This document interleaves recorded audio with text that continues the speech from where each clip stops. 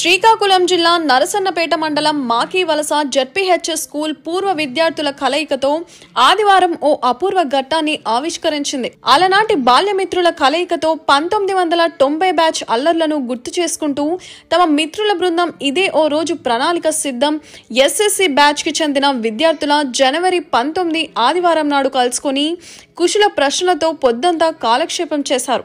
నేటికి 35 సంవత్సరాలు పూర్తయిన సందర్భంగా అందరూ కలుసుకొని తమ పిల్లలతో పాటు తల్లిదండ్రుల యోగక్షేమాలు, జీవిత నౌక నడుస్తున్న తీరు ఇలా అనేక విషయాలను ఇచ్చిపుచ్చుకునే పద్ధతిలో చాలా చక్కగా ముచ్చట్లు చెప్పుకున్నారు.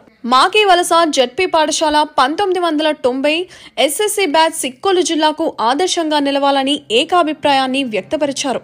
ఇందుకోసం ఓ కమిటీని ఏర్పాటు చేశారు.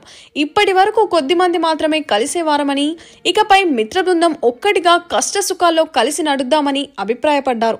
ఇప్పటికే కొందరికి కష్ట సుఖాల్లో సాయాన్ని ఇచ్చిపుచ్చుకునే సాంప్రదాయం ఉన్నప్పటికీ ఇది మరింత బలంగా, మరింత గొప్పగా నిర్వహించాలని పూర్వ విద్యార్థి మిత్ర బృందం ఏకాభిప్రాయానికి వచ్చింది. ఇలా గొప్ప బాల్య స్నేహితుల పాత్రను నిర్వహించడం ద్వారా సిక్కోలు జిల్లాకు మాకివలస జెడ్పీ పాఠశాల ఆదర్శ బృందంగా ఖ్యాతి గడించాలన్నారు. పిల్లల పెళ్లిళ్లు, వారి చదువులు, ఆపదలు వస్తే మాకివలస ప్రాణ స్నేహితులు ఉన్నారన్న భరోసాగా నిలవాలన్నారు.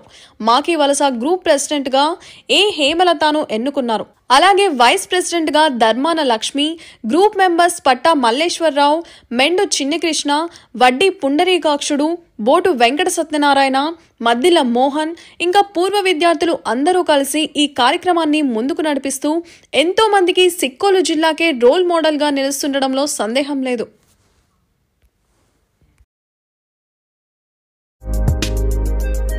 వీడియో చివరి వరకు చూసినందుకు ధన్యవాదాలు. ఇలాంటి మరెన్నో రాజకీయ వార్తల కోసం మన ఛానల్ సబ్స్క్రైబ్ చేయండి.